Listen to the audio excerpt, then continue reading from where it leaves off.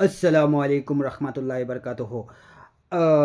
আজকে নতুন একটা ভিডিও নিয়ে আপনাদের সামনে আবার এসে গেলাম। আপনারা যদি ফেসবুকে দেখে থাকেন, ফলো, লাইক, শেয়ার, কমেন্ট জরুর করবেন ইনশাল্লাহ। আর যদি ইউটিউবে দেখে থাকুন, সাবস্ক্রাইবে, লাইক, শেয়ার, কমেন্ট জরুর করবেন। মানুষ হয়েছে বেঈমান, কিন্তু আল্লাহ কখন বেঈমান না। আল্লাহ আপনাকে সাথ দেয়, কিন্তু মানুষের সাথ দেয় না। মানুষে খালি উল্টাটা বুঝে, মানুষের পয়সা লাগে, কিন্তু মানুষ কখন সাথ দেয় না। মানুষে আপনাকে যদি কষ্ট দেয়, আল্লাহ কখনো কষ্ট দেয় না। এটা বুঝে নেবেন ইনশাল্লাহ। আল্লাহ তার প্রতিফলও নিবে ইনশাল্লাহ। এরকম সব কিছু আপনারা পাবেন। কেন? আল্লাহ কখনো কেউকে কষ্ট দেয় না। মানুষের মতো বেঈমান হয়।